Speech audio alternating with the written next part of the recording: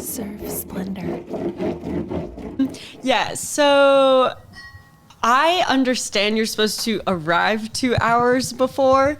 My dad is usually the one who drives me to the airport when I'm flying out of LAX. And so he's like really onto me. Like he thinks that the cutoff ends at 2 hours. So he tries to get me there 3 hours before. I usually end up there about under an hour and a half. No way. That's usually the regular. And I used to pride myself on saying like I've never missed a flight, but I did just miss my first flight this year. And I will preface, sorry, this is already turning into like a long tangent icebreaker question. No, it's perfect. Yeah. Okay, but I will preface that if the airport lady that was helping me like wanted me to make it onto this flight, like I still 100% could have, but she just really wanted to be unhelpful. Like I got there and the bag drop for 1 hour, or finished 1 hour before, and I got there with like 55 minutes and this is because of LA traffic too. Like we definitely left too late, but then we sat in so much traffic around the U, and I got there with 55 minutes, and the stupid electronic kiosk that you go to when it, was like, you need to go see an attendant. And then this attendant was like, oh, you have to go wait in that line over there, which was so long. And I was like, well, I'm not going to make it if I sit in that line. And so I was running around trying to find someone to help me. And then this lady was like, oh, it's only like 50. Yeah, follow me. I'll help you. And I was like, oh, amazing. And then she sits there like typing for like 5 minutes. And then she's like, oh, actually, I'm going to have to call ground to see if they'll take your bags. And I said, okay, please call them. And then she like typed for another 5 minutes. And then my brother comes around the corner with my longboards and she goes, oh, are those your bags as well? And I was like, yes. And she's like, oh no, I won't help you. And I was like, what? No, like you just said it was possible. And I said, can you please just like make the phone call to ground? And she's like, nope, I've decided not to anymore. Wow. And then I was like, but it's my flight, please. Like I'm on the verge of tears. And she's like, no, go rebook. So she definitely could have, like, she didn't even make the phone call. Well, she said specifically, I've decided not to. Right, so it's up to her. It's not like the system's not preventing her. Right, yeah. It was completely, like, if she even made the phone call and ground was like, oh, we've locked up the plane or something, but she didn't even go further with, like, what she said she was going to do. Anyways, I did learn my lesson there, kind of, but I am kind of like a runner later. So what was the consequence though? You missed the flight, but were you able to rebook quickly? Did you miss a heat later? No. So, okay. I was this was on my way to Australia earlier this year, and I was going like 3 weeks ahead. So, cause I was going to go to the Gold Coast, like see some friends. And then, our event down at Bell's, was like 3 weeks later. So there were no consequences. Fortunately, there were consequences price-wise, but it was only like $300, which I'd always wondered what they do in those situations. So now I know. At least it wasn't like, I thought it was going to be like another, $1,500 or something. Yeah. But yeah. Well, then you probably won't learn your lesson if there's no real consequence. I know. No. I didn't. I felt I prided myself in never missing a flight and always like, making it by the skin of my teeth. For everybody sprinting. For everybody who's like, you need to get there 4 hours early. You're like, I've never missed a flight. Exactly. I can get away so with I this. have to eat my words a little bit with that. So I grew up, my dad, notoriously early, like hours and hours early to every airplane we ever caught in my life growing up. And in my head, I was just, dad knows best. Mm-hmm. But as I've gotten older and I've done things on my own, I realized it's good that he does that, but he's wasted days in an airport. Totally, at the end of his life, when you add up the time, he spent 7 days in airports that were unnecessary. Oh, exactly. Like that's my mentality, exactly. And so I haven't missed a flight. I don't cut it that late, but I also don't get there 2 hours early. Yeah, so. Exactly. I think that the more like you push it and the more you tend to then get away with something, then you're like, oh, I've gotten away with it. Let's like push it a little bit more. I think I'm like that with just traveling with longboards in general too, which I think actually has turned into a good life skill is like, you run into like a bunch of different situations that you can't anticipate, and you kind of have to problem solve at the moment. Like you're getting picked up from the airport and they show up with like a tiny car and you have a giant longboard, and you have to be like, oh, you know what? We can just jerry rig it. Like we put it on the roof like this or whatever. And you problem solve in the moment. And when I travel with friends who don't normally travel for surfing or even with longboards, you know, they're like trying to organize things well in advance. And I'm like, it stresses me out to be too planned ahead. Like I like to have things go, well, you don't know what the situation is. So you have to be able to, you know, make decisions on the fly. And I like traveling in that way. Yeah. But I think it's turned into a good life skill of like just problem solving in general. Good. Well, interesting. The other variable here or caveat is LAX is its own nightmare. It is. It's the worst airport in the world. Traffic anywhere around it is bad. Once you're inside of it, it's horrendous. I know. And then the employees are particularly mean. Yeah. Just mean. Exactly. Like if you ever have landed in Sydney or Brisbane or like just in Australia in general, our first time I went with my family when I was a teenager, and all their version of like TSA agents, you know, border security, whatever. They're like, hey, how's it going? How was your flight? Is there anything we can help you with? And they're like looking through your passport and whatever. And we were like, what world I didn't know airport people could be like so friendly. And they're used to surfboards. Yeah, exactly. Let's go back to the beginning. Okay. Where did you grow up? Okay, I grew up, so we're here in 𝗪𝗪𝗺 recording. I've just moved back to my hometown. So I've grown up here, technically in Capistrano Beach, but going to all the schools in 𝗪𝗪𝗺 High School and all of that, and San Onofre being my home beach, 𝗪𝗪𝗺 being where I learned. So yeah, it definitely it was the best place to grow up. I mean, it seems idyllic. Yeah. It's idyllic to spend time in as an adult, but it seems like such a great place to grow up. Yeah, it just offers such, especially being within the surf community, it's such a great surf community to grow up in. It feels really small knit and tight, and everyone knows everyone. And obviously there is a lot of success in surfing that comes out of here too. I mean, currently we have like the Colapinto brothers on tour, Caroline Marks, even on the longboard tour. When I first got on tour, there were like 6 or 7 of us that all went to 𝗪𝗪𝗺 High School on tour. And when we were obviously at that stage, you know, it doesn't say from 𝗪𝗪𝗺, it just says USA. And we were all talking about something to do with classes or teachers or something, because we're all different ages. And I remember someone else being like, oh, you guys aren't all just from California. Like you guys literally went to the same school, like you're from the same small town. And we're like, yeah. So that was super cool. Like we definitely have a really cool community here. Do you know how your parents ended up here or why? Yeah, kind of. I guess my dad grew up in Huntington Beach, and his whole life has basically lived in Orange County. And my mom has lived in like a bajillion different places over her life, but she grew up in Hawaii. And they met on a blind date when she had a grandma that lived here in Dana Point. And so she was just visiting for the weekend, and they met on a blind date. And then eventually she moved out here. And yeah, I think when I was born, we lived sorry, now this is just getting too detailed, but when I was born, we lived in a house in Laguna Niguel. And then I think, you know, as my parents were just looking in like South Orange County, they just happened to find. My dad wasn't like, oh, we need to be a part of like the 𝗪𝗪𝗺 surf scene or anything like that. But that was just like the house that they found that was the right one for them and our family, and they're still in it now. Amazing. Yeah. Do you even remember your introduction to surfing?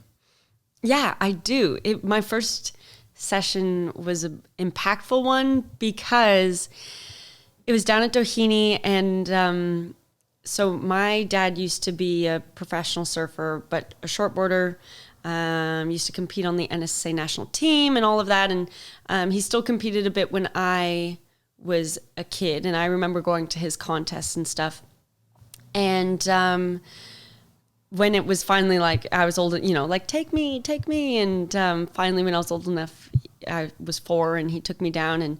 And we were at 𝗬𝗂𝗵𝗺, and it ended up being like an extremely foggy day, like not warm, nice, idyllic at all. And I remember sitting in the car, and he was like, okay, well, we don't have to go out. Like, it looks pretty cold and foggy and miserable. And I was like, no, that's okay.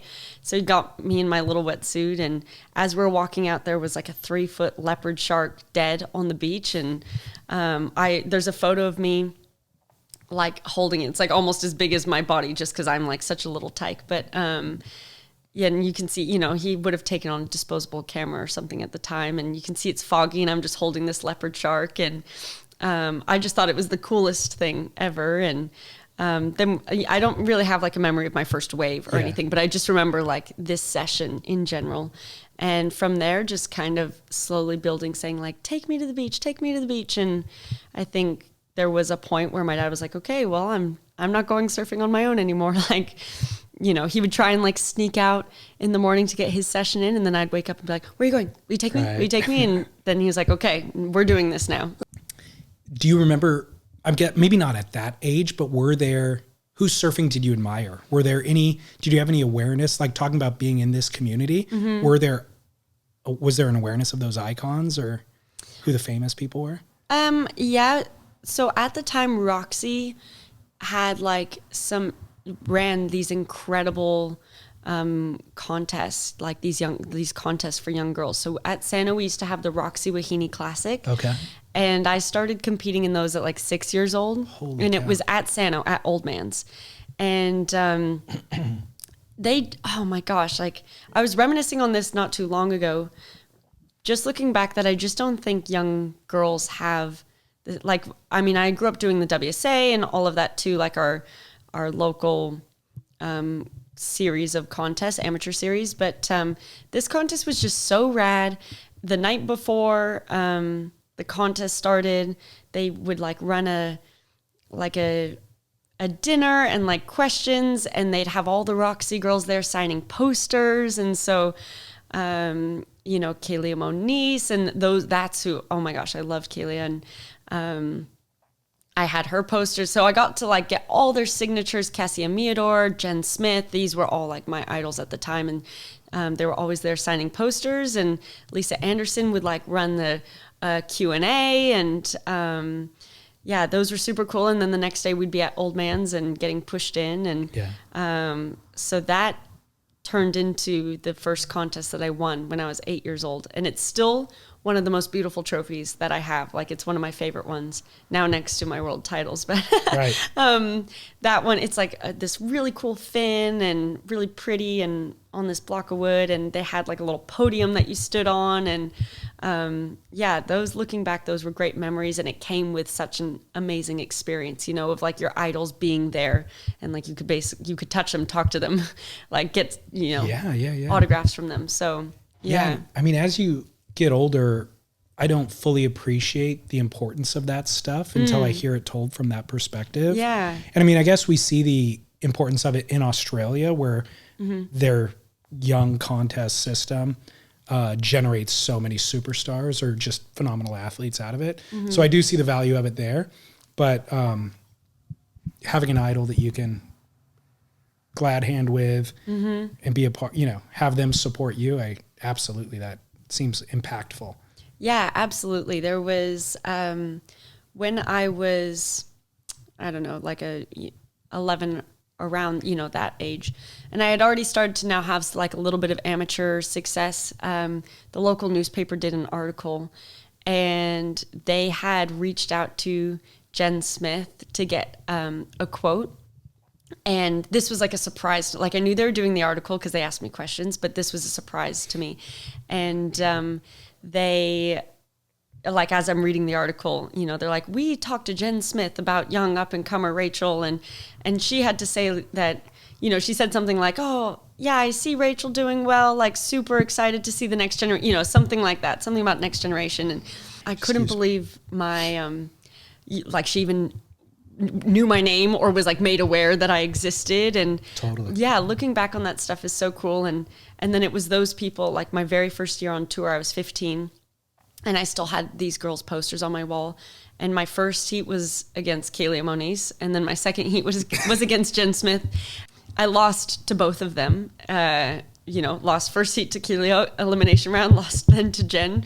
But during that time, I was like, oh my gosh, like, do I get these girls autographs or like, do I compete against them? Like, I can't believe I'm on tour. I was so starstruck. So I think initially being on tour, especially so young, there was that adjustment to just like turn them from my idols to like my competitors. Completely. Yeah, totally.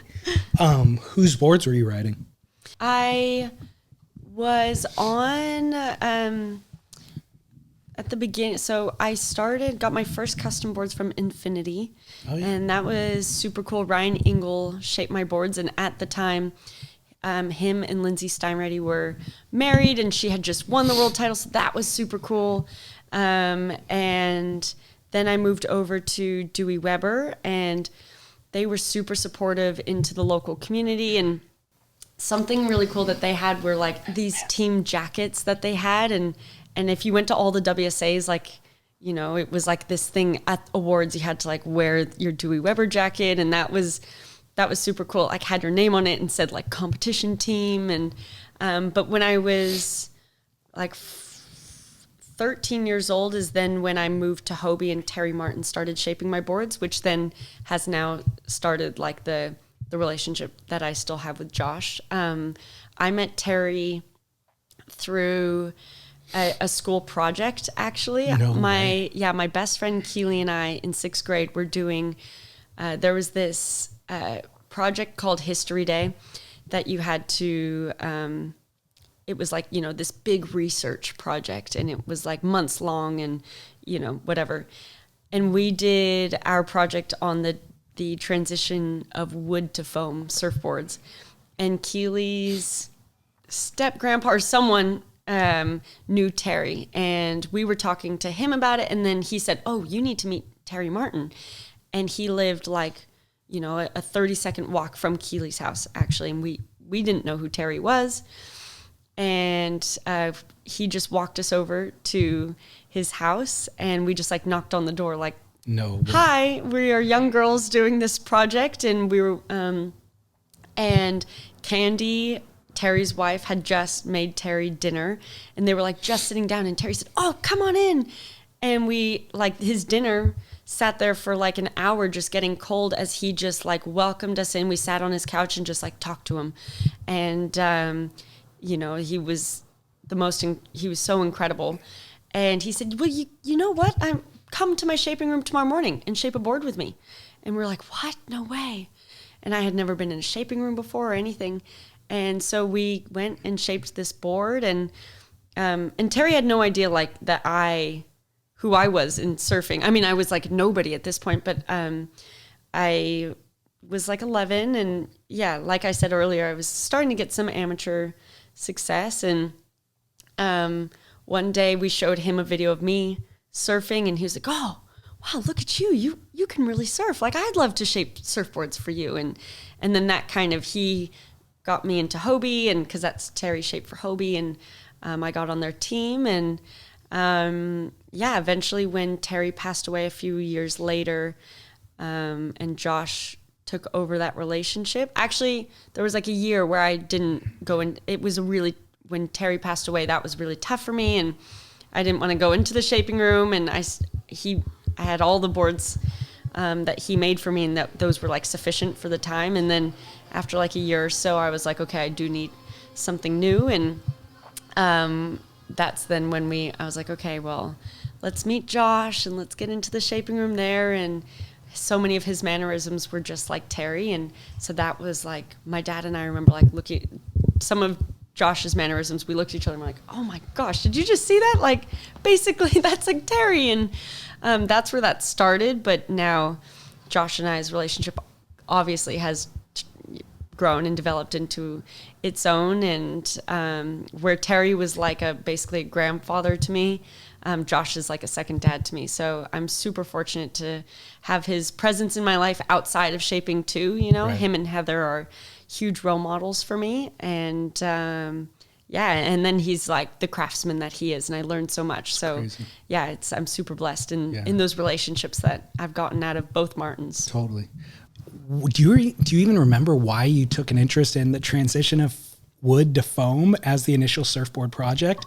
And the reason I ask is because Josh said, you know more about surfboard design and construction than probably most pros on tour. And so it's interesting that it would have started at age 11.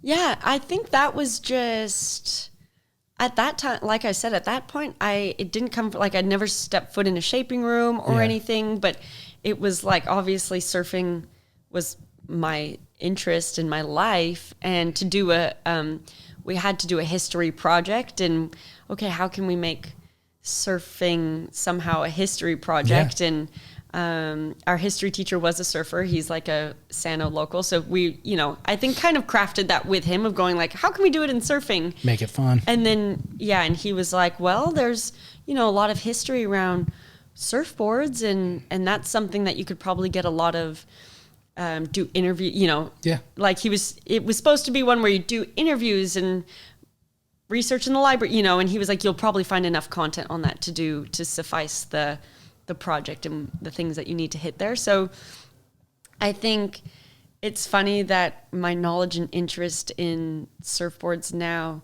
kind of maybe, I'm not going to say started as an accident, but kind of in that way.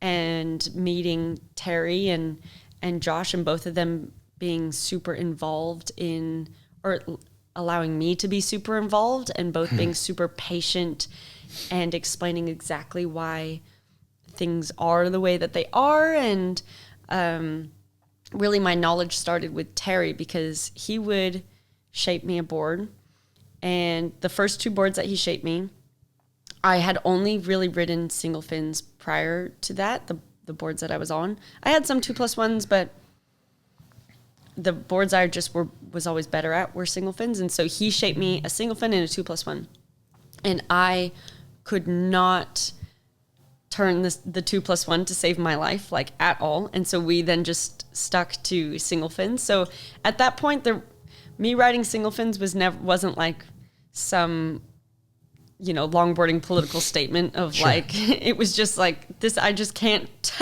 turn 2+1s. And so he shaped me a board, and then he'd come down. He was down at Sano with us like at least 4 to 5 mornings a week. He'd like sit there with my dad, and he'd want to see his creation like in the water. And there were some boards that he made me that he'd watch me ride like my first session on. Very first session, he'd be like, okay, I already know what I'm going to do different. I'm going to go back in the shaping room and build something else. And we were like, whoa. Like, I was on the team for Hobie, and I was like, I only have so many board allowances or whatever. And he's like, oh, don't worry about that. I'll figure that out. I want to do this though. And I want to see how that like makes it different, and, I think him being so part of that process, explaining it to me, and then intentionally making differences based off of watching my surfing. And then he would say, okay, this is what I did different on the rail. And then I would feel that out there and then go, oh, okay, so that's what those differences feel like. So him being really involved, and his like desire to make tons of surfboards, and me being blessed to be a part of that process was, I guess, where it all started. And so then by the time I started working with Josh, I did already have this like base fundamental knowledge, where I could start speaking a little bit more intentionally into what I liked. But my boards look so different now from what Terry, like with the last boards that Terry shaped me were. But they still have like all the templates that Josh and I use now all have been like, we're on number 7 now, and number 1 was like the first one that Terry made. So it's all been, they all evolve from template to template. So they all have flavors of each other. Sure. Which I just think is super cool. Do you still have those old Terry boards? Mm-hmm. Yeah. Not all of them, but I have the first one that he made me that I will never be getting rid of. And then I have the last 2 boards that he made me that were also the last 2 boards that he had shaped from start to finish. They sit in my garage, and I haven't ridden them in a long time. And it would be interesting to feel how I think they would feel. They're 2+1s. They would feel they're super wide nose, super pulled in tail.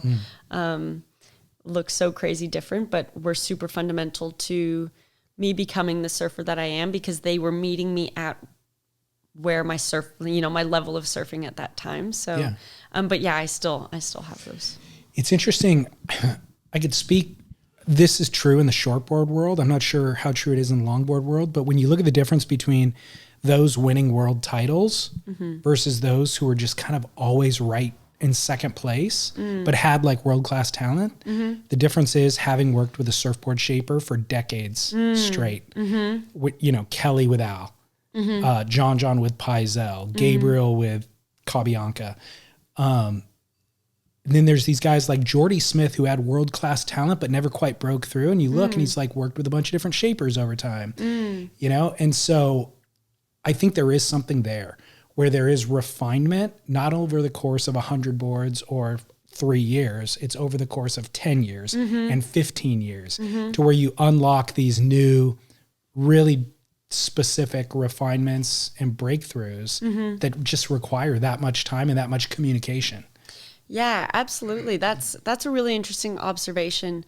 On the longboard side, I think, someone who does hop from board to board is Honolua. She's ridden like so many different shapers under the sun, and she is tied for the most successful world champion in longboarding, in women's longboarding.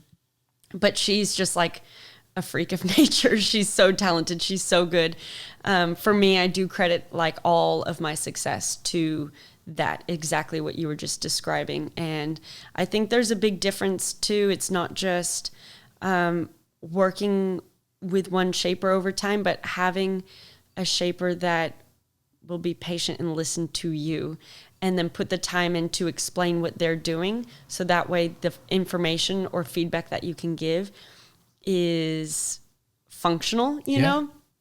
I have seen other shapers or talked to other shapers that they have a very specific idea of what they want you to be on. Right. And then you go, well, can we do this or this? Like, this is what I like. And they're like, no, I know what to give you.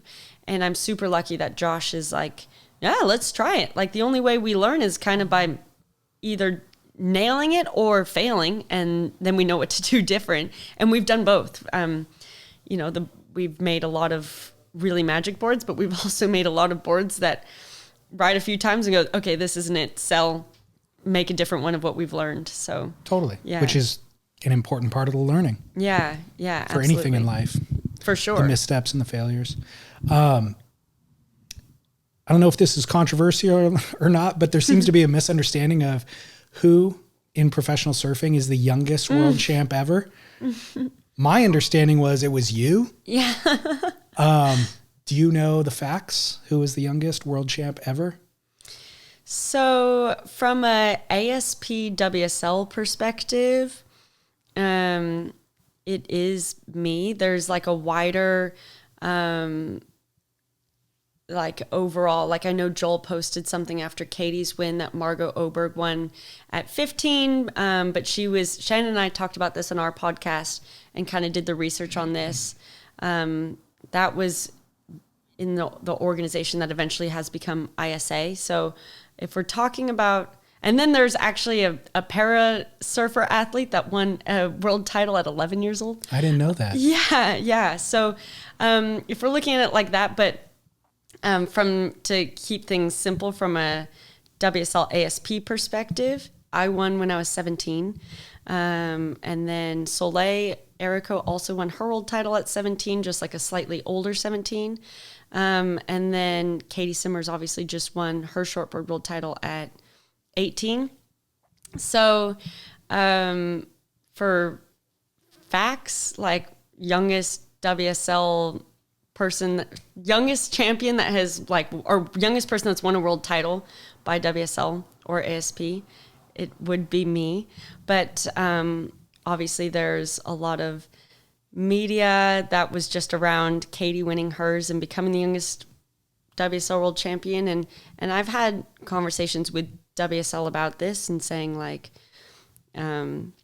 hey, what the heck? Like, why are you saying this? And they said, oh, well, we call our shortboard world champions just world champion, and we call you a longboard world champion. So, and I said, well, why don't you say like shortboard world champion and longboard world champion? And they say, well, it's just not how we do it. So, and I said, well, you understand then like what that communicates, right? And like, that's, I worked really hard for that. And that was a huge goal of mine, to achieve. And when I was going out for my final, before I won my first world title, I knew that was like my last opportunity to beat Carissa's 18 years old at the time. So I was super intentional about that. And so it is something I've been proud of. But they just were like, well, that's not how we do it. So, and I said, oh, wow. Okay. So, okay then. Yeah, I don't really know what to say back to that then, but, yeah, that's kind of. Yeah. How young were you when you set that intention of being the youngest world champ? I was around 11 or 12 years old. There actually is, so at the time I was sponsored by 𝗪𝗺. I was sponsored by 𝗪𝗺 for pretty much all of my teenage years. And I was super fortunate with that relationship. They did a video, profile of me. I think I was 11 or 12. And in that video, I say like, and I have braces and I like have the lisp with it and I sound super young, but I say, it's my goal to be the youngest world champion one day and, whatever. So that's somewhere on YouTube. But I don't know really like what it was about that like, why like winning a world title wasn't just enough, like why I had to make it harder. I think when I around that age was kind of when I started becoming really intentional. At around 11, I was already like surfing up age divisions and having a lot of success, and I was still competing like both shortboard and longboard, like at the WSAs on the weekend and at the US championships and stuff like that. And it was my dad, who's always been my coach and still is my coach. He was like, okay, well, if you want like real success one day, you should start really focusing on one if you want real competitive success. And he's like, you can pick either one, but if you want to be a world champion one day, you should pick one and we'll work really hard at that one. And it wasn't even a second thought. And I was like, oh, longboarding. He's like, okay.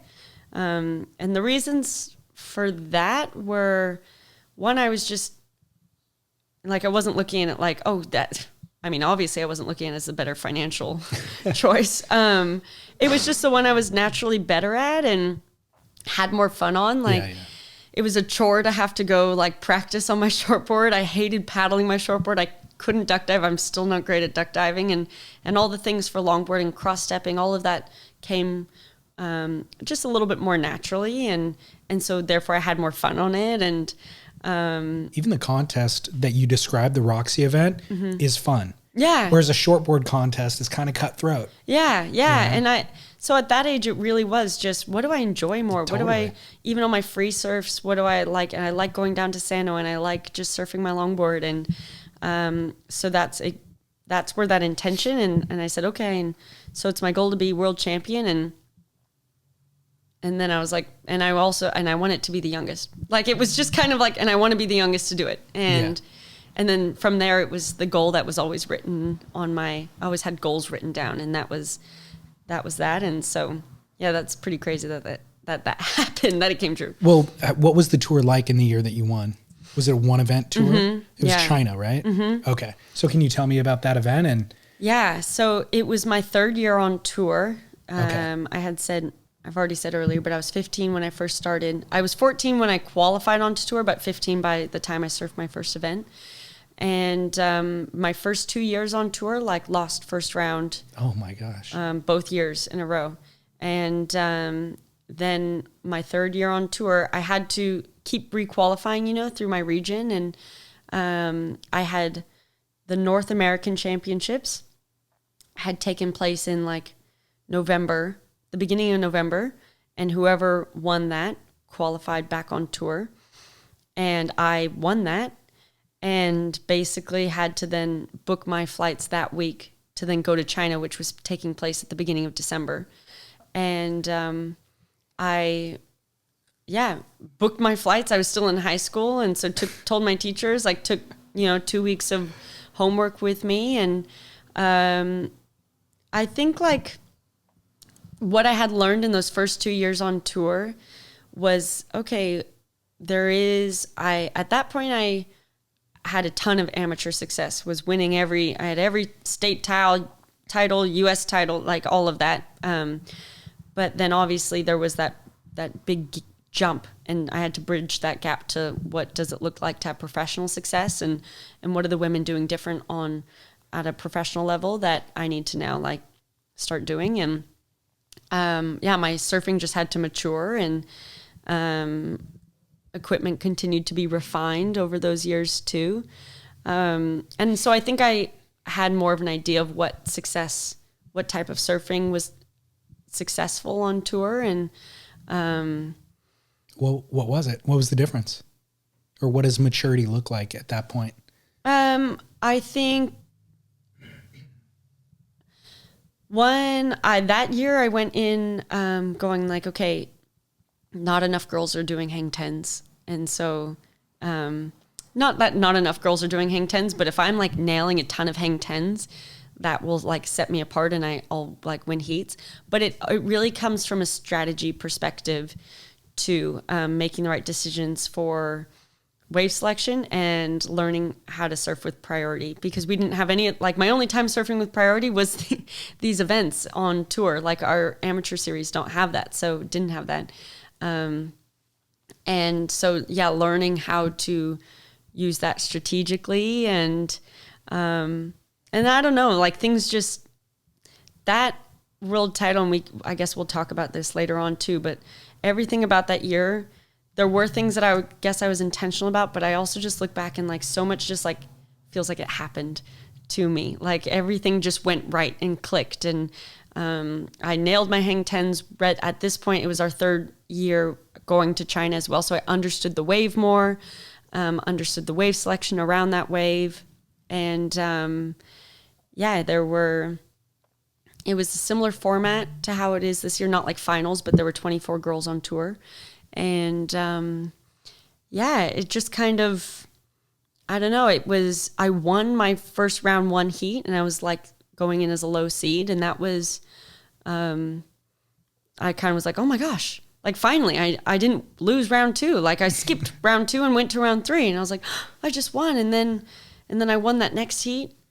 And so these things were just like, I was just like kind of, obviously I was doing the work, but I was floating through like, oh my gosh, okay, I won another one. Like, wow. And then I had my quarterfinal, and somehow I won that. And then finals day was semis and finals. And the boys were there too, but they were running it was just women's running this day, and then men's were running the next day. So I remember being on the bus to go down to the event site that morning, and it was dark, and I remember just sitting in the seat like, wow, I could win a world title today. Like, and I was just kind of letting myself imagine like, wow, if I win, like what would my speech sound like? And I was kind of just like imagining those things like, oh, that's kind of cool. And my semifinal was a really tough one. It was against 𝗬𝗂𝗵𝗵𝗲𝗀, and she's someone who just always posts excellent scores.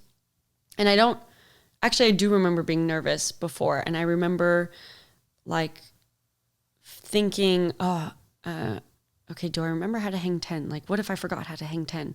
And me and 𝗪𝗵𝗺𝗀𝗀𝗀, he said, oh, I'll go for a free surf in the beach break, like over there with you. And I caught a couple waves and go, okay, I still remember how to hang 10. So that's good. Okay, I think I got this. And then I went and surfed my heat, and I remember just having like a real confidence in my surfing that year, and thinking like, okay, well, if the wave comes, I'll get an excellent score. Like I just need the wave to come. And I think it was kind of like I was naive, I don't know. But that was the confidence that I had. And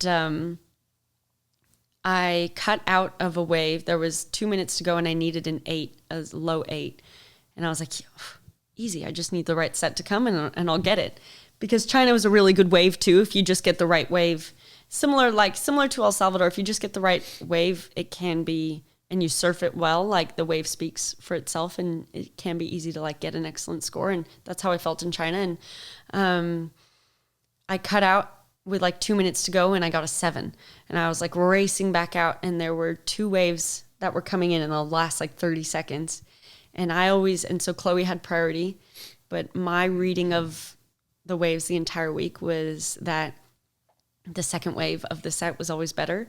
And she took off on the first wave and I was like, oh yeah, like, all right, this is it. And I took off and I don't remember surfing the wave. I just remember these things. And I remember we were standing on the beach and there was like everyone was like circled around us as we were waiting for the scores to drop.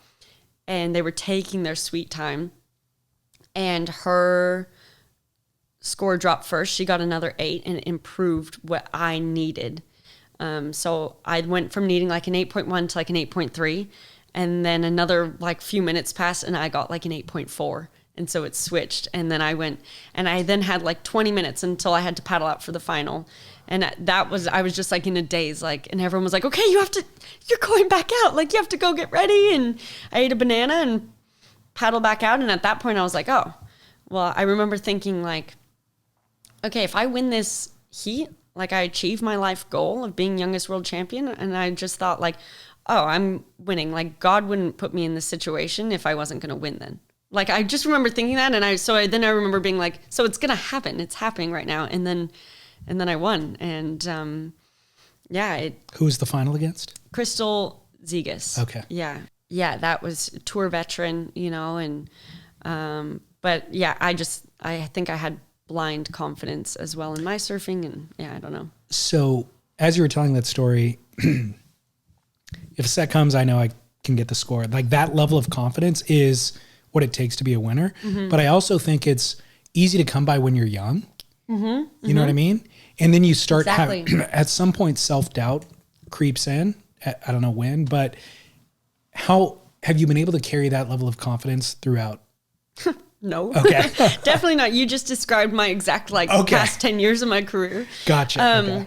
Yeah, that was like, and that's kind of what I've been saying. It's been like blind. At that time, it was kind of like blind confidence, like a naive confidence. And then I had confidence, like from there, I went from like losing first round, winning my world title. And then since I won, I've never dropped below top 5, top 8 range, And so then from there, I did have enough confidence to expect myself to be within the top conversation and the level of surfing to do so. But it does take another extra little bit to then actually be winning and that expectation on yourself to win. I think I got second I had a shot at my second world title. I was in the final, and if I had won, I would have won the world title. That was against Soleil in 2018. And I still had that confidence back then, but I think all of a sudden it was throughout those years, the expectation, I now felt like I was showing up to events and people were expecting me to do well. And that's what I didn't have at the beginning. And that's where it started playing on the self-doubt. I wanted to meet other people's expectations for myself. I wanted to meet my own expectations. And I started getting I think into this rhythm, and I really started feeling this more in Taiwan, which is where we ended up moving to next to decide the world title, was I would make it to the quarterfinals and I'd go okay, I'm now at this point, I'm an equal top 5 in the world. That sounds good. So even if I lose now, I'm happy with that result.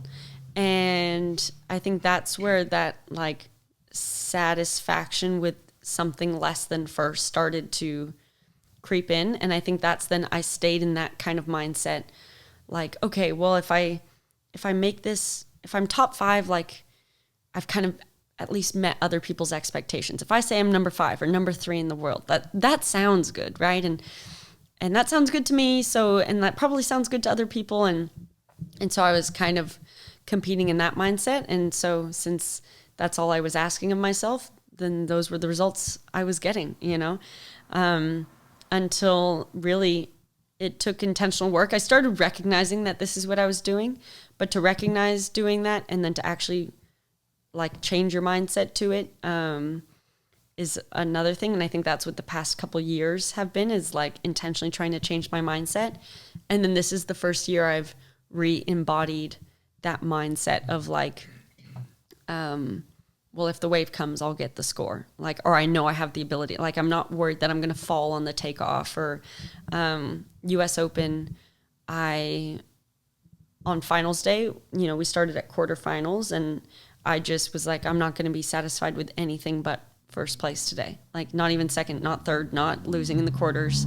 And so I didn't allow myself, and that really changed my mindset, and is what I like attest the win to, for sure, is like going in with that intentionality and that confidence, and not allowing myself to be satisfied with anything less than.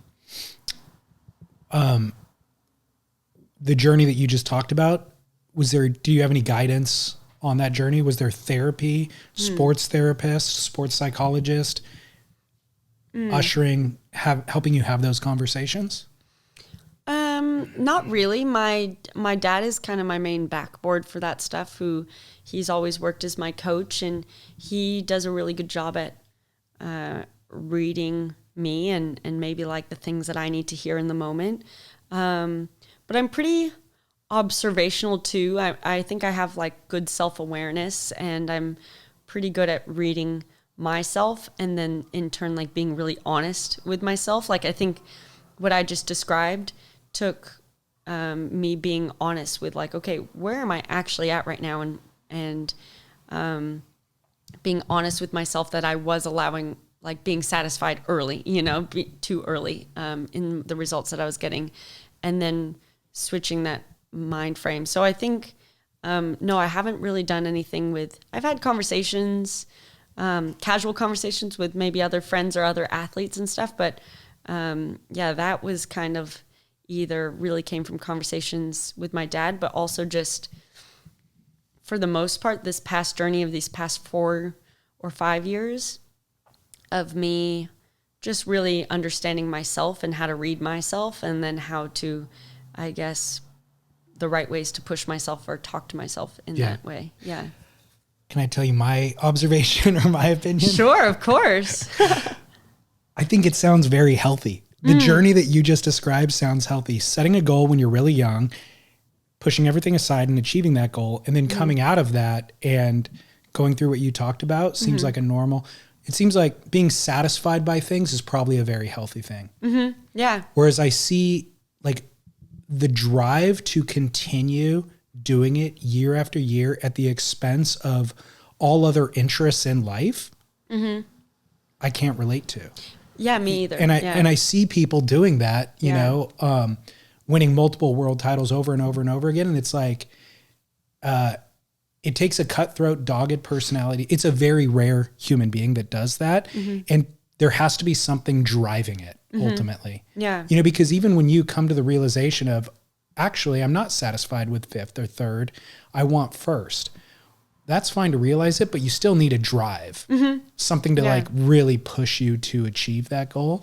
And so, I mean, you know, I don't know if 10 world titles is better than 2 or 3 if you're happy and a actualized human being with the 2 or the 3 and have a robust personal life and family life and all the other things. Yeah, that's a really great point, because that's exactly how I approach it.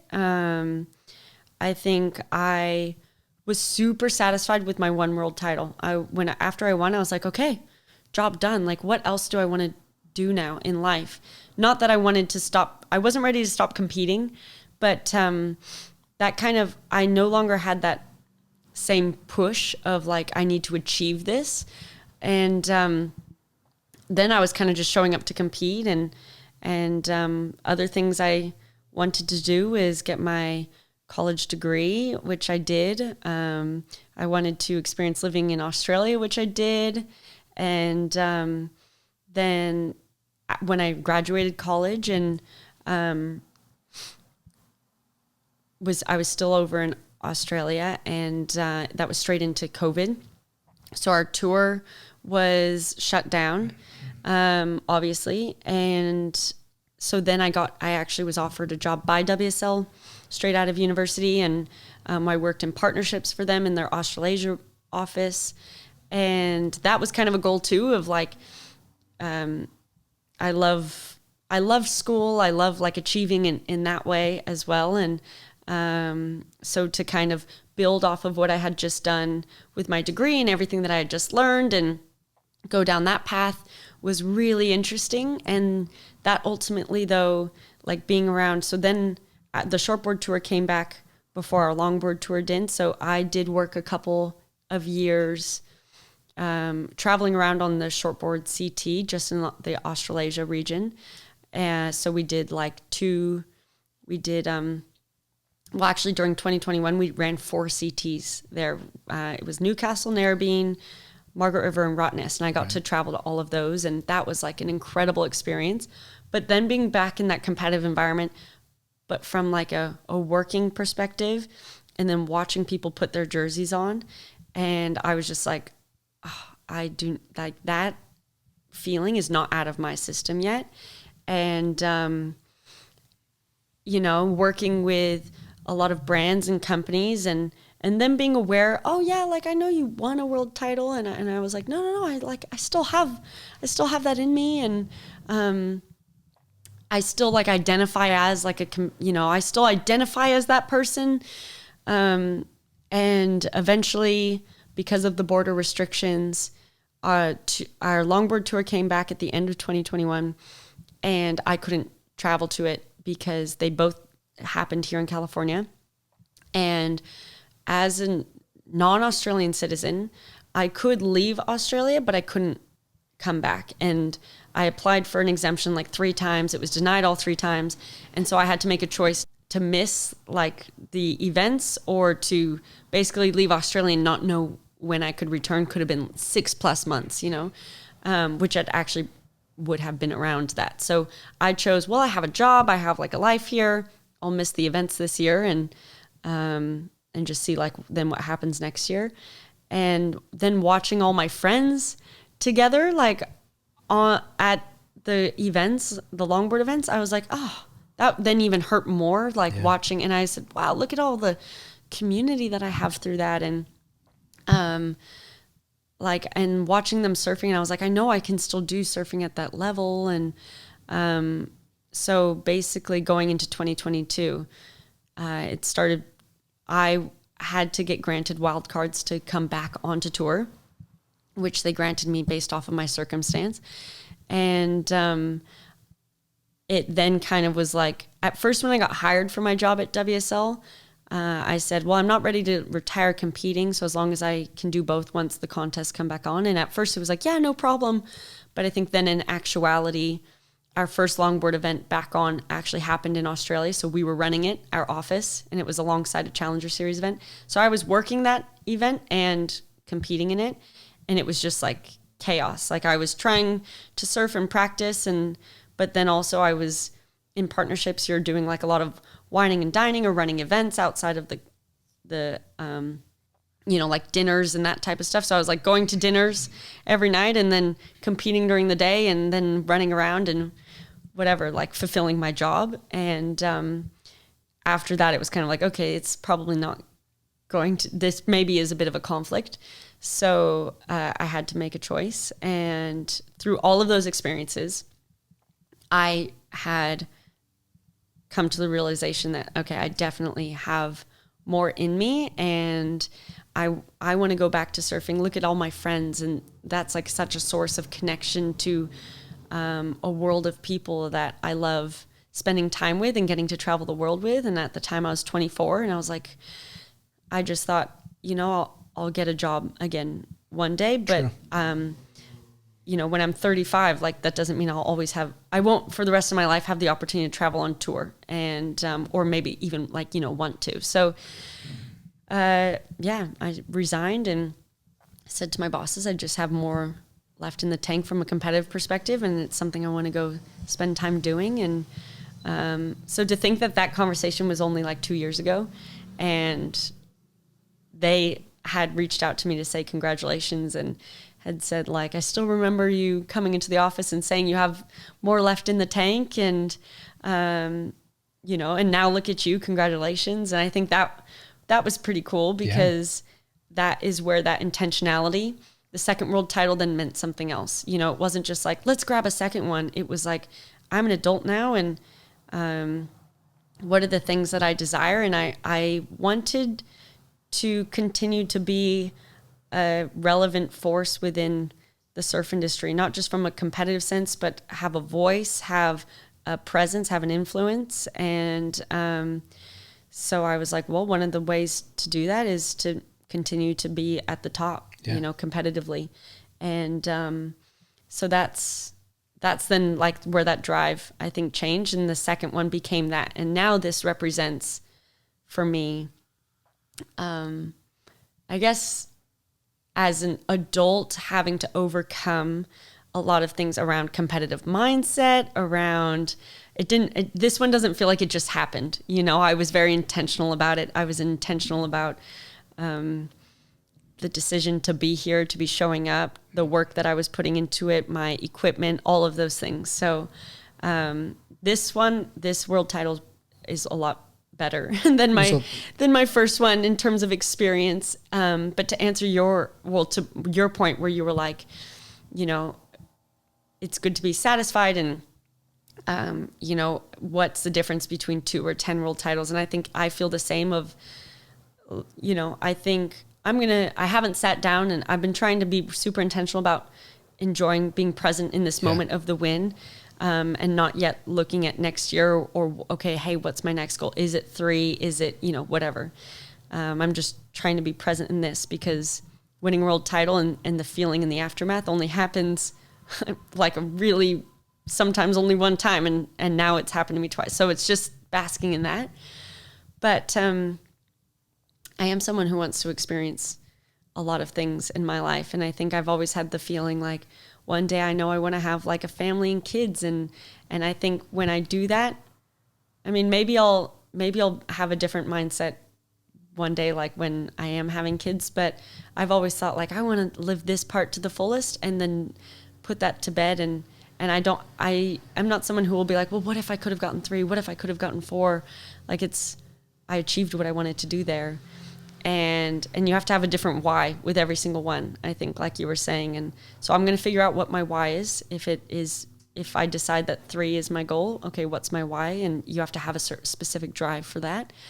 But, you know, I think like one day when I'm retiring, I want to retire because like, okay, I got everything I wanted out of that experience and chapter in my life. Now let's embark on like a new chapter of life, and whether that be like a family and kids and whatever that next chapter looks like. So I know I'm not there yet. Like I don't have that sense that I'm ready to put it to bed yet. I don't know. I just kind of go off my feeling, you know, and I'm not at that feeling yet, but I know I will be satisfied when I'm walking away, you know. I think your intention to be in the moment right now, if you can maintain that always, it becomes a lot more clear when to do things and when to exit things. And if you're not in the moment, you either have kind of anxieties about the future or regrets about the past. It clouds your judgment for everyday decisions. So that's such a try good to point. stay in the moment, and then it'll be more clear to you. HelloFresh.com/freesurf. The holiday season is upon us, and I know I'm going to be spending tons of time in the kitchen cooking for family get-togethers, so I definitely want to keep our weeknight meals low stress and hassle-free. And this is where HelloFresh serves such a need in our home. They deliver farm-fresh, pre-portioned ingredients with seasonal recipes direct to our door. Very little chopping, very little prep. Just quickly assemble the recipes, and we're usually eating within 20 minutes. Also, with all of the overindulging I know I'm going to be doing these next couple of months, I'm switching my HelloFresh menu preference from classic meals to a calorie smart meal plan. And that interface on HelloFresh makes it super easy to adjust those menu preferences from week to week. And there's 50 different recipes each week. So there's always plenty of appealing options and variety to keep us happy. We cut back on our grocery shopping. We cut back on the waste. I save time, I save the anxiety of planning, and believe it or not, we save money with HelloFresh. That is why it's America's #1 meal kit. Go to hellofresh.com/freesurf to sign up. We'll get you 10 free meals applied across 7 boxes. That's for new subscribers only, and it varies by plan, but 10 free great meals just by going to hellofresh.com/freesurf. It's America's #1 meal kit for a reason, and in fact, I've been using it since 2017. I'm a fan. Go to hellofresh.com/freesurf. I'm curious how your experience, like this season was a longer season too. There's more events on tour than your first title. I'm curious how your experience was in Abu Dhabi at the wave pool. And is that, the addition of that, is that a draw or? I don't think like the wave pool is necessarily like a specific draw. I think the tour in all its entirety, like El Salvador is a huge draw for me, and Bells. The wave pool is, I don't know, it's an interesting experience. I was definitely open to the idea of competing on it this year. You know, I know from like a spectator standpoint, watching the shortboard on it, like it's never was my favorite event to watch. It's super repetitive and, you know, it's a very like choreographed wave, like from a competitive standpoint. But I hadn't experienced it for myself, and I'm always open to like new experiences. And before making like, I guess, a snap judgment of I don't like this or I don't want this. That's how I felt with our finals format as well last year. It was like, well, let me compete in it first, and then I'll tell you how I feel about it. My experience in it this time in the wave pool was like, man, it's so mental, and it's like it's all winning that is like mental. And you do have to like, you basically choreograph your wave in your mind on your practice waves before you go out. And it's so weird, like sitting there on deck, standing there, watching your competitor surf their wave, their left and their right, and then you paddle out and then have to like perform in that way. And in surfing, we're used to, like, you could be sitting out there knowing, hey, you need a 7.5, you're in second, and you're hoping the wave is going to come. But when it comes, it's kind of all like, you're not thinking, you're just reacting. And okay, the waves come, turn around, go, like, let's surf as well as we can out of this. Where this one was like, well, I know it's coming, and that put a different pressure on, you know? Yeah. So yeah, I think it will be on our tour again next year. And that in specific isn't one that I'm like, oh, I will stay on tour because that wave is on there. But from what I learned this year, I definitely am open and like looking forward to going back next year to see, well, now I have ways to implement, now I know like what I need to do to prepare, you know. It was so blind this time. Had you surfed a pool prior? Yeah, I had surfed Kelly's wave pool a couple of times. Okay. Like 3 times, but it was all like back in 2018, 2019. So it had been a while as well. And our longboard tour had an event in Kelly's wave pool in 2021, but that's right. That's the one I missed. Gotcha. So I felt like all my competitors had experience in a way, or a lot of them had experience in a wave pool that I did not from a competition standpoint. So yeah, there was a lot of new things I was learning in this experience. And I think you're on tour long enough, like it's fun to have these new experiences and push yourself in different ways. And I've definitely come back to a place of competing. And I talked about this on my podcast with Shannon a little bit, but like when I was young, I used to, and I was surfing all the WSAs and everything, I was so excited to surf my heats, like my semi, my final, like that was coming up, and I would be like, yes, like my heat's only like an hour away, like yes, I'm so excited to paddle out and compete. And I had a friend be like, really like I'm dreading my heat because I'm so nervous. And I was like, yeah, but isn't like that pressure to perform in the moment like really awesome and fun to you? And he was like, no, not at all. And that's mindset is how I was still, existed in that mindset when I won my first world title. And then as the pressure changed and expectation changed, that feeling, I like dreaded my heats. Not dreaded, like I still enjoyed competing, but I'd be like, oh, I hope this is an easy win. Like I hope my competitor has a tough heat, so that way like I can just skirt through this heat. I wasn't looking at it being like, oh yes, like I'm about to go out and like dominate this, or if the wave comes, I know I can get an excellent score. Like I didn't have that feeling at all. So this year, and I guess it started to return a bit of last year, but definitely this year, I was like always so excited for my heats. It doesn't mean I didn't get nervous, but I was like excited because I had a newfound a returned confidence in my surfing that like I can rise to the occasion. So like I'm excited for when I can just get out there and try and do it. Yeah. Was your intention at the beginning of the year to have a one board quiver through the season? And then tell me about that board and how it came to be. Okay, so no, that was not my intention to have a one board quiver. Well, the shape that I'm riding at the moment, this pintail, has been, I think it's the best board for pretty much all the waves that we have on tour.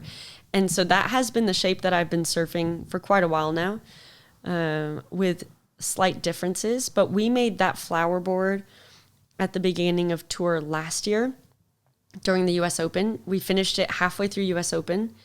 And so I surfed it in some of my heats at the US Open and then took it to Bells and 𝗬𝗪. And this year, it was just the board that I was still riding and still happy with. We made another board prior to, I think that one was it still felt good. And I'm not someone who was like, well, it's a new year, like I absolutely need a new board. I was like, this one's still feeling good, so I'm sticking on it. And then it definitely is starting to get old and yellow and definitely getting used. And before Abu Dhabi, and I had like a good month at home where Josh and I could spend time in the shaping room. And so we were like, okay, well, let's build a new one. And we made like a subtle, slight difference to it, which I think it's going to be good. I haven't spent a lot of time on it yet, but that it was my intention to ride the new one in Abu Dhabi and have the flower one turn into the backup. But because of the differences, it was feeling different under my feet, obviously, on the wave pool. And we only got 8 practice waves, 4 rights and 4 lefts. And there were just some little kinks that I think I will be able to work out through this board, or some differences that were kind of hard to work through just on this new wave that was so different, that felt different. And so for my last 2 practice waves, I was like, well, I'm gonna go back onto my flower board and just see if that one like feels different. And oh my gosh, it was like, oh, this just clicked under my feet. And Taylor Jensen was on the ski while I was riding these waves, and he was like, oh, well, he watched, and he was like, well, that's clearly the board that you have to compete on, that you have to ride. And I was like, yeah, this one just snapped under my feet. And so I knew I would compete on that in Abu Dhabi. And then going to El Salvador, I was like, well, the flower board now, something's just like working here, and I'm not thinking about it, but it's just working. And so I'm just sticking on this. And I'd already decided in El Salvador, though, that this is the last board. This is the last event for this board. I like showing up with beautiful boards that look fresh and clean. And Josh does an amazing job creating really beautiful boards. And these boards have like some fun Hoffman fabric under it that I get to go and pick out in the factory. And so this new one that we've made, the poppy board, is so beautiful and my flower board's starting, I don't know, it's just getting old and yellow. And so I was like, yeah, this is the last, we're finishing the season with this, and I'm not surfing it anymore or competing on it anymore. And So to answer your question, it didn't start out as the specific intention, but when it was just working, I just went with it. And so I've surfed basically 2 seasons on it now. And I mean, now it's a world title board, so it's definitely retired, but yeah. I'm apprehensive to fully retire it. Keep it on ice. Yeah. Well, yeah. Josh and Terry were always, it's not that they don't believe in wall hanger boards, but for boards that are sometimes so beautiful that they've made that you're like, I don't know if this should be ridden. They're like, boards are meant to be ridden. Like, go ride it.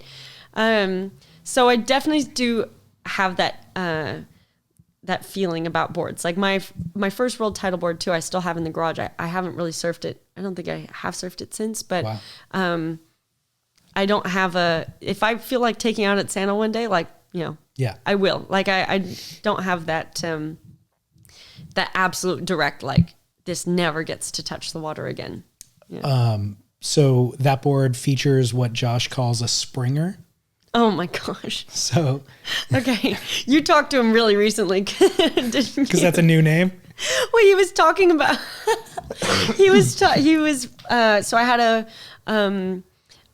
a celebration party this weekend, and we were talking to a friend who also is, he's a really great wood craftsman, and but not from a surfboard perspective. And so he was asking Josh about, well, what wood do you use in your boards? And Josh was saying why we use Sitka spruce, and it has a 𝗪𝗂𝗪𝗃 though. And but he was saying spruce wood, which is used in all my boards. We're super intentional about that. We have to like go to a wood, what are they called? Lumberyard? Yeah. I was going to say a wood factory, a lumberyard, and like pick out the spruce. And anyways, Josh's, mindset and theory around it is spruce are woods, are trees that a lot of times are up north, and they experience a lot of weather. And the more the wind like affects the wood, the stronger it gets because it has to move around to this. And so, the wood has a lot of spring and liveliness to it from how it grew. And so that translates to the spring and liveliness in the board.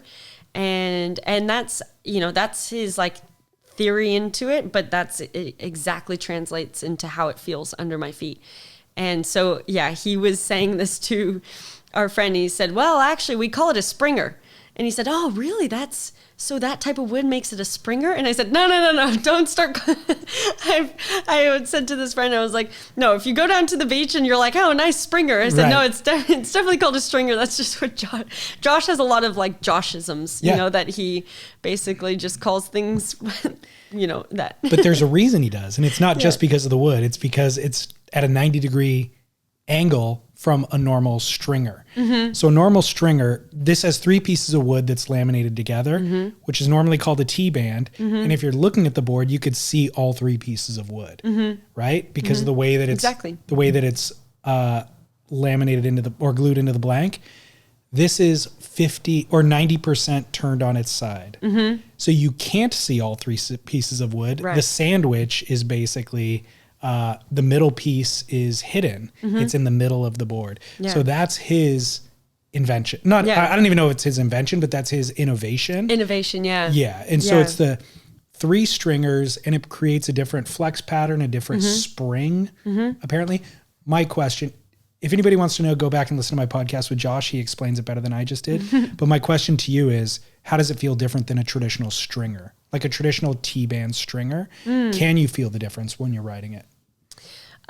Yeah, definitely. I think, I don't know if I necessarily feel, there's a few different like things to this that make it feel different. We made this stringer like really wide as well. It's like 3 inches wide. So there's a lot of wood there rather than just like your standard 1/2 inch or less of wood.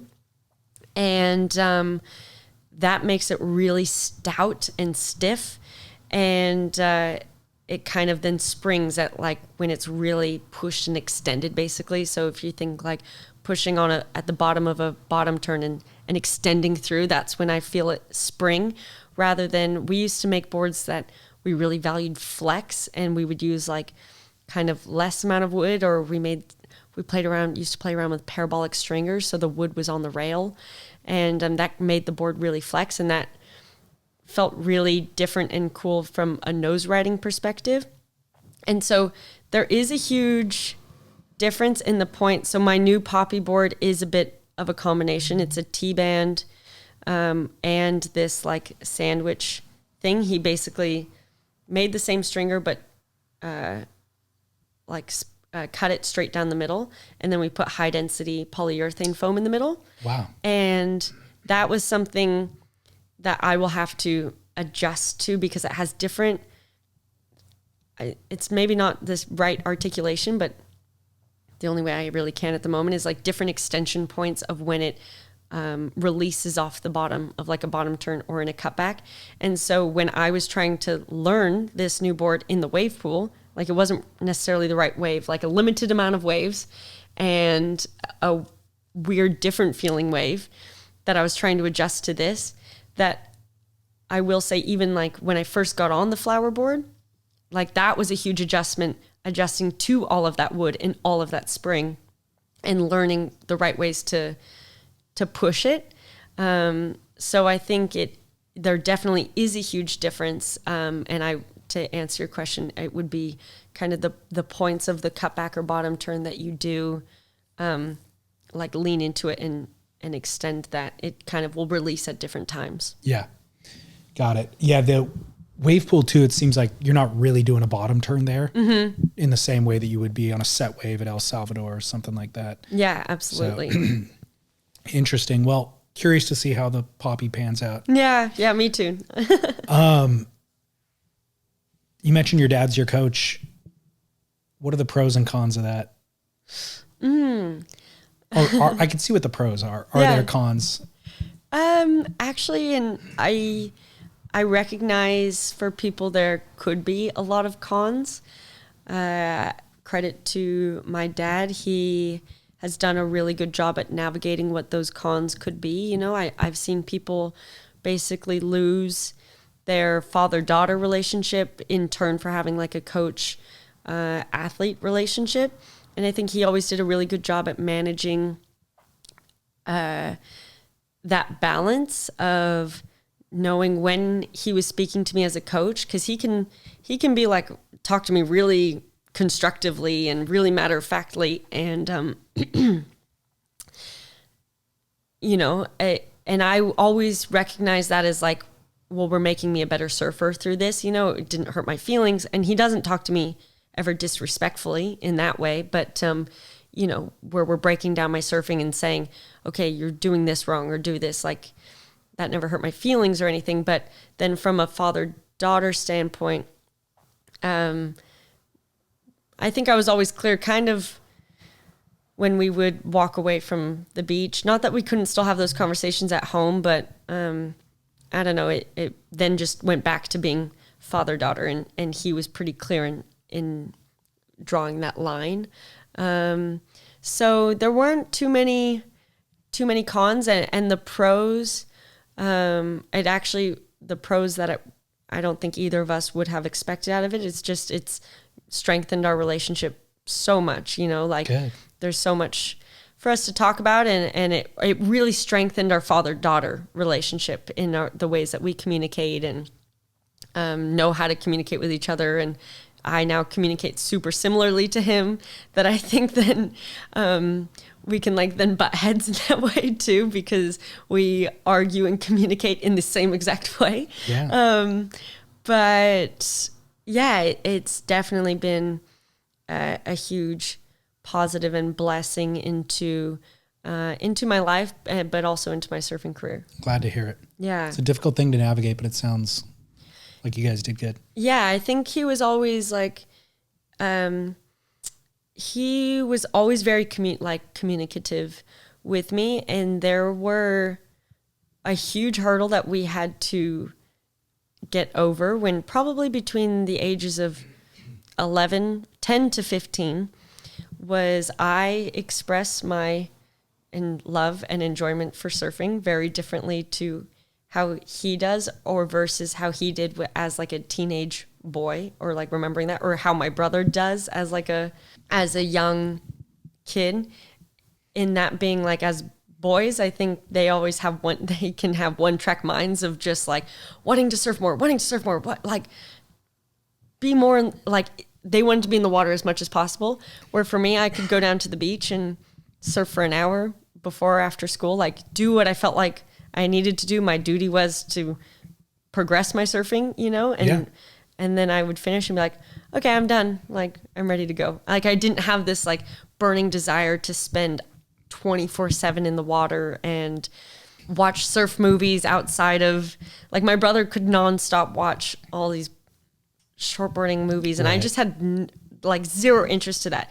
So in turn, what that hurdle meant was, he would always be like, are you sure you like surfing? Like, I don't want to push you into this if you don't. And I'd be like, oh, yeah, I like surfing. Like, can't you see I'm having fun? Like, I'm having fun. Okay. And he'd be like, okay, well, that doesn't sound like you're having fun. And I'm like, oh my gosh, stop asking me if I like surfing. Like, I do like it. I'll tell you if I don't like it. And he's like, okay, I just want to be clear. You can quit it at any moment. Like, if you don't like this, you can walk away, no matter like at what point in your career that you're in. And I was like, okay, I get it. Like, but I like it. And I guess him learning to communicate with that was not his experience growing up, or him working with my brother or anything, was a hurdle for him. And it's funny because I think girls and guys are very similar in their own ways in that. Like, a lot of the girls that I compete with are similar to me in that way. Like, okay, we surf, we got our practice in the morning in El Salvador, and like Alice and I, when she comes and stays with me, Alice Limon, who also surfs the longboard tour, she comes and stays usually at my house for the US Open, and we'll go surf, do what we need to, surf for 2 and a bit hours, feel good, and then come. And then she loves to go shop, and so we'll go walk around and shop and eat, and then we're like, okay, we should probably surf again this afternoon. And where boys are very obsessed. Yeah, obsessed. Yeah. So not a lot of girls that I know. There's a few, but there's a lot less girls that are like, have this like obsession. More balanced. Yeah, I think so. Speaking of your brother, what was the prize purse for your first world title? It was $10,000. What'd you do with that money? Oh, well, okay. I know where you're going with this question. Speaking of my brother. So at the time, he was still in the middle of flight school, and I remember him asking, I knew this prior to winning, but there was, I was like, how much more is it going to cost you to finish flight school? And I think he had said like, it's around like $2,000 until I can get my private. And he knew that, and like, he wasn't doing it alone. My parents were very much helping him, but things were tight at the moment too. So for our family, and so there was kind of just like financial decisions, being made, and they were doing as much as they could to help him in that, but there were other priorities too, like so I just remember him telling me, well, I think it's like about $2,000 for the rest of the course.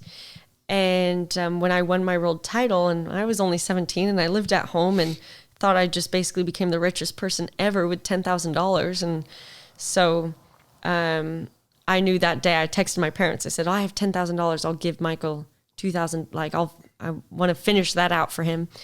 And they said, are you sure you want, like, you definitely do not need to be doing that. And I said, well, look at all this money I have now. Like, of course I'll do that. And so that was at the beginning of December that I won, but I kept it like a secret, and I gave that to him for his Christmas present. And that obviously was a super special moment for me to give to him. But for him, he got his private pilot's license, and that kind of then started him on his trajectory, and now he flies 747s as a pilot around the world. And he actually missed seeing my world title live because he was working on a flight from LAX to South Korea, And he felt so bad. He had to take off at like 2 a.m.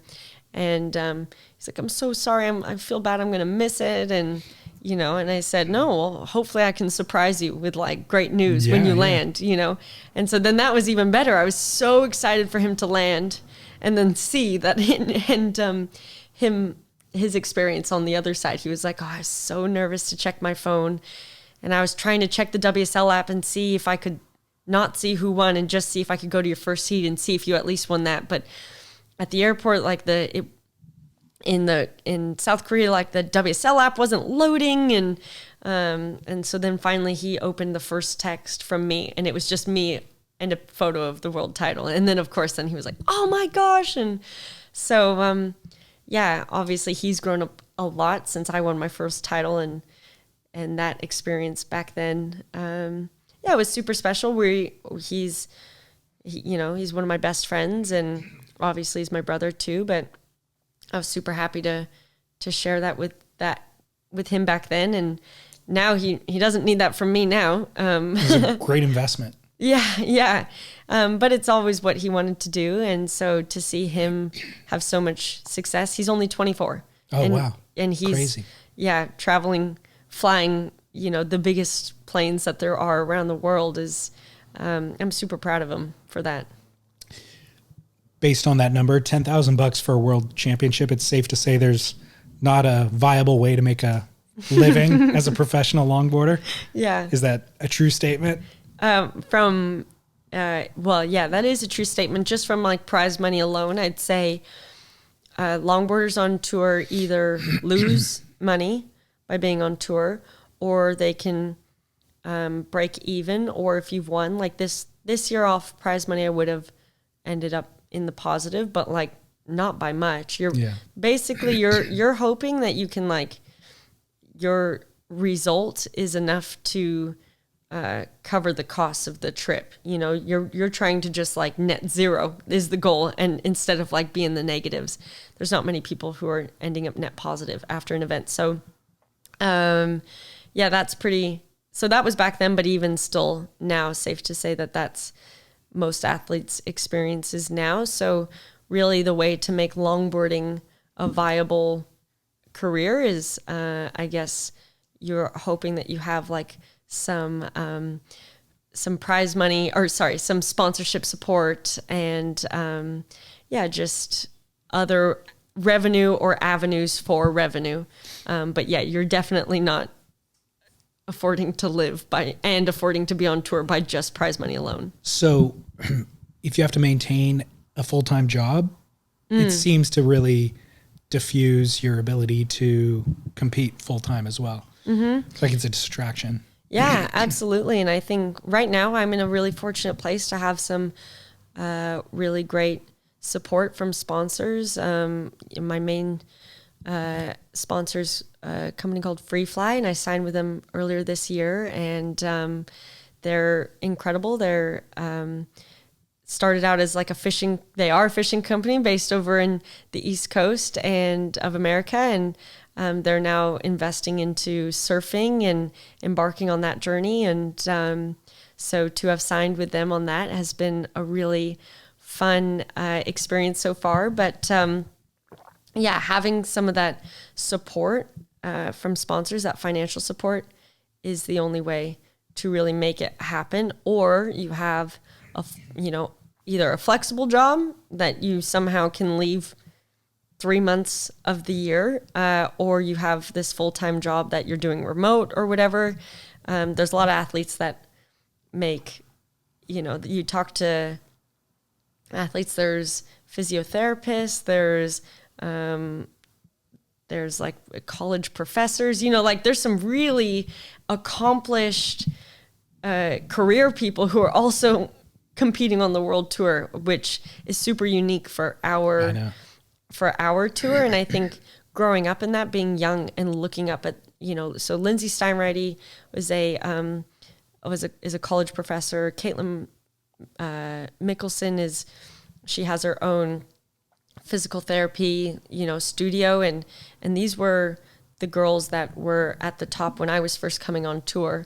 And so to have that as my example, I think also continued to push my perception and interest in just kind of being able to experience a lot of different things in life, and them having world success at the world stage, but also having these like really accomplished careers. Yeah, it definitely has been an inspiration for me, and a goal that I have, you know, I guess I'm still finding what my goals are on that side, but I'm really like, I think it can be like I guess you could look at it as like a setback for people trying to compete on the world stage, but I also find it super inspirational. It's like, look at all these things that these people are accomplishing. But our tour nowadays, I think there's a lot more people finding some financial support from sponsors that allow surfing to be our full-time job in and out of competition season. But yeah, it's definitely still obviously not comparable to what you see on the shortboard side, I think, of our sport. One of the big changes has been social media, like you being able to have an influence outside of the contest itself. And the contest validates your skill set and all that sort of stuff and probably builds your profile. But just being able to leverage your social media following is a lot more appealing to sponsors now than it would have been for a pro longboarder 20 years ago. Absolutely. That makes a huge difference into it. I guess taking a little bit more control over the coverage that you're getting because you create it, you know, exactly. Rather than just hoping that you get into a magazine or get a magazine article or coverage there or get a sponsor that will plug you in certain ways. Yeah, there's a lot more control and opportunity from the actual surfer standpoint. And that's changed it a lot. And for longboarders, I think specifically, because now there's, you can be a dynamic sell for two sponsors. Totally. Yeah. Winning this second world championship, have there been any opportunities that have presented themselves to you based on this win? I don't know. I think that's something that, I mean, it's been like 2 weeks now. So sponsor contracts aren't coming across the table. Yeah, no, I don't have anything like sliding into my email like, here's some lucrative like Visa wants to sponsor. Yeah, exactly. But yeah, no, I think what I've learned from my first one is, and from the longboarding perspective, is it's all about how you capitalize on it. Oh, okay. And so I feel like I now have this thing that I can try and capitalize on, and but it comes more from like me or working with a manager to go out and capitalize on that. I think really capitalizing on that outside of the surf industry is key, because there's not like that much money within the surf industry, especially at the moment. So I think I have more of a confidence and voice to do that this time around.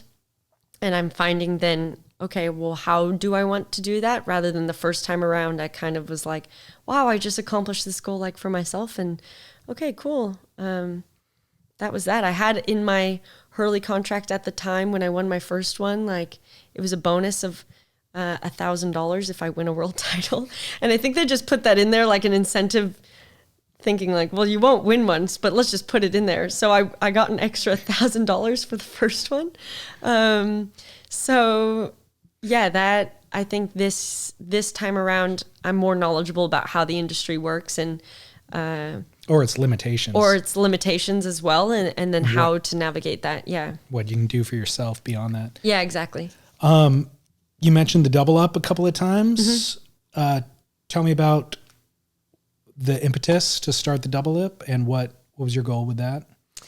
To start the double up, so for people who don't know, it is a women's surf podcast, a current news women's surf podcast, and my friend and co-host and co-creator in it, Shannon Hughes, and we just saw a gap in the market for women's focused surf media.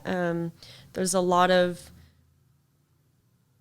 I guess, surf media that does cover women's stuff, but I think we were looking at it, I guess, yeah, there just seemed to be this gap in the market where you look at the more something's covered, the more it becomes news and newsworthy.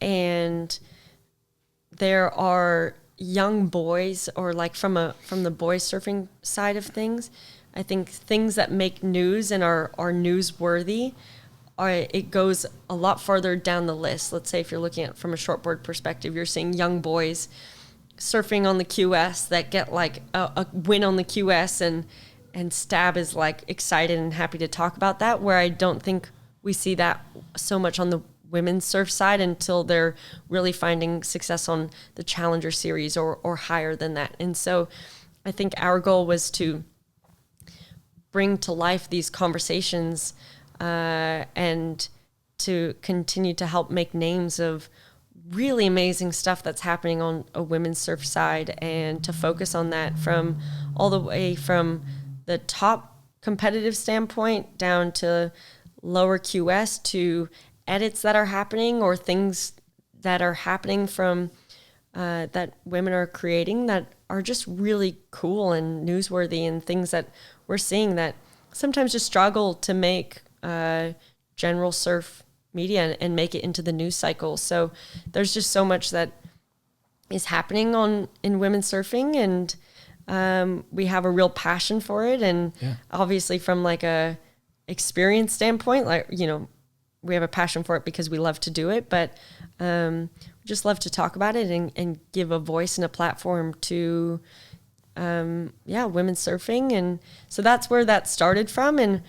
And just learning how to embark on that and show up in that way. And in our podcast, we've had some really cool experiences out of it, and we have a cool listenership that are super supportive. And so, that's been a fun experience. And I love being a voice into like a positive voice into that. I've definitely found a voice on the longboard tour as surfers representative over the years, and I'm an opinionated person when it comes to that and how things should be done, integrity of the sport. I have a lot of conversations with 𝗬𝗪 from that standpoint over the years, and being involved in all the calls being made. So I definitely started to learn to have a passion for change and voice in the sport, which then in turn led me to get my sports management degree at university. And then now I guess in turn has just led to, when you're seeing these injustices or these things happen, these things not getting enough attention or focus or whatever, it was like, okay, well, what can we do about it? Let's do something about it. And if we're not seeing it, let's create that platform. Yeah. And so, that's what we do with it. And it's awesome. Yeah. Thank you. Great job. Yeah, no, I love it. It's a multi-pronged approach. Being involved in the WSL and being able to kind of have some influence on the inner workings, obviously being a top level athlete and having influence that way, and then being able to kind of discuss it more nuanced through the podcast medium and have ongoing conversations is you're involved. You're actively involved. Yeah. And I think too, the way there's a lot of podcasts out there that are, like this one, that are interview based, that are done really, really well.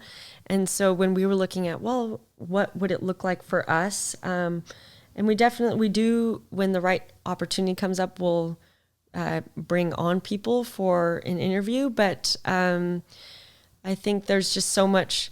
I love having discussions about surfing and what could WSL be doing well, or what are they doing really not well, or look at this thing that just happened in our family, in my family. We have a jacuzzi in the backyard, and growing up, I know this sounds like a really random tangent, but it does tie in. We grew up always going surfing in the afternoons, in the evenings, and then racing back home in our wetsuits. And my mom would turn on the jacuzzi for us, and my dad, brother, and I would jump in our wetsuits and warm back up after the surf, and we'd eat dinner then in the jacuzzi. And all we do when we sit there is have discussions about surfing, about who are the top athletes right now, or who, like really obscure questions or conversations about the shortboard tour, about surfing in general, about format, about whatever. And so we've always had this space being the jacuzzi, and we still have it. We sit in there and just like have a lot of really wild and intense discussions about,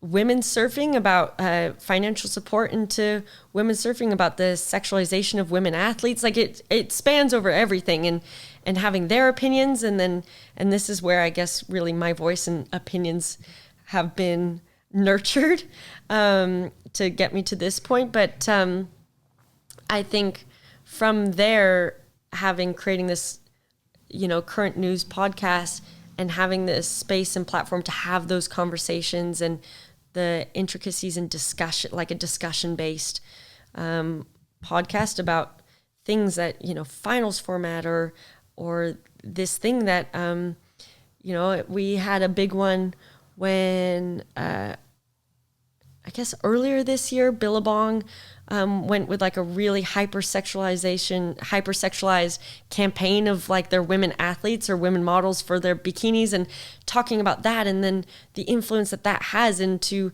how support is put into women. It can span over everything, and our sport is it's not just competitive, it's so multifaceted. And it was just our goal to like then have a platform to have those discussions. And the more we have discussions in that way, then someone listens, and then they have a discussion with their friends, and totally. Then the more things are being discussed, the more it becomes newsworthy. And I guess then that's where change eventually can come, if that's kind of, if it's something that is change worthy too. Well, one of the benefits that I've noticed after doing this for a decade is it becomes an ongoing conversation. Exactly, so we'll have a conversation here on air, and then the subsequent week I get emails from listeners or DMs from listeners that's actually, they're so much smarter than I am in a million ways that it's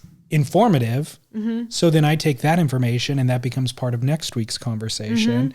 And then that gets feedback. And so I realized early on, it's not just a conversation between me and my guest. It's this much broader, longer conversation. And so the guest or the audience has informed so much of the show over the course of a decade.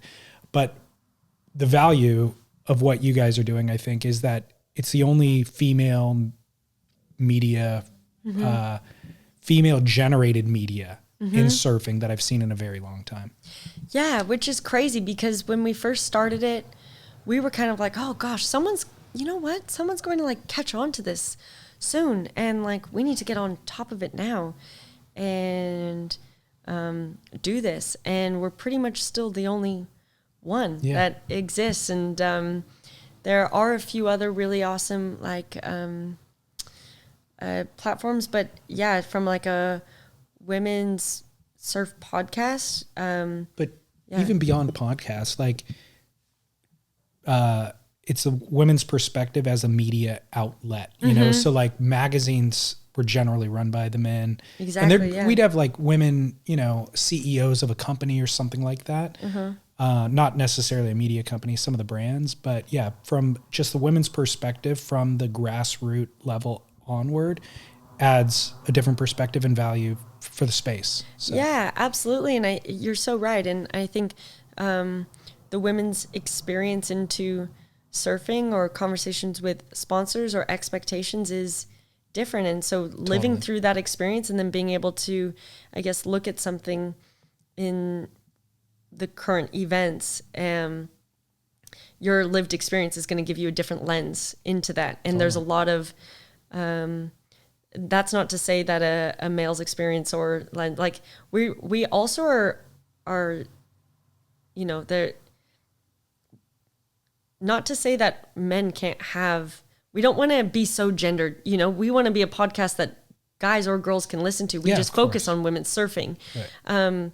And so we are intentional to not be like, well, a guy can't comment on this because it's a women's lived experience. Like, I think there's valuable experiences and lenses from both perspectives, and then finding what's like the truth in the middle of that, I guess, you know, because everyone's coming from their own lived experience and their own lens. And I think that's where growing up with the conversations of constantly battling against my brother and dad, and these debates, these awesome debates that we'd have helped me learn and sculpt that, and what it does look like. Okay, well, we've had very different opportunities or lived experiences that, yeah, do cause us to look at things differently. And so then where's like the, I guess I just said it, but like, where's the happy medium or the truth in that, or reality or whatever. And it's never, I guess, black and white, but I find it super engaging and interesting to have those conversations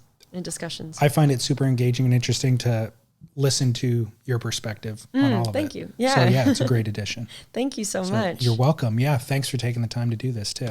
Yeah, absolutely. This has been super fun. I mean, your podcast is a super fruitful one that you hear so many interesting conversations being had and so many different perspectives. And yeah, it's an honor to be here now. Thanks. Thrilled to add your voice to it. And also congrats on that too. That's huge. Thank you so much. I think, what do you think of its placement? I think I kind of don't know where else to put it. It's a little, well, it's kind of hanging off the thing. To answer your question, it's great placement, and I feel honored to be in its presence. Oh, thank you I walk in and it much. almost like dominates the room a little bit. It does. Well, I don't know if you can see in like this, my US Open trophy is right behind me there. And we just moved into this little apartment. Well, actually, we just moved into this apartment in July, my friend and I, and she does not compete or surf. And I had like a couple of little trophies, you know, that are like sitting around upstairs as our doorstops and stuff. But then I won this in August, and I came home with this ginormous US Open trophy that's heavy, and I was like, okay, do you think we could find a place for this? She's like, absolutely. And then coming home, I was like, okay, I have another one to bring home that we need to find room for. So that's been fun. But yeah, it's a fun addition to the house. It really is. No, I was kind of bowled over to see it. Grateful to see it too. You'll need a new bedroom before long. I know. To keep this up. Well, hopefully, I guess that would be great. So the first one's going to keep living at my parents' house, and now I have this one for my place. So cool. Yeah. Well, enjoy it. Congrats. Thank you so much. You're welcome. Thank you very much. You're welcome. Surf Splendor.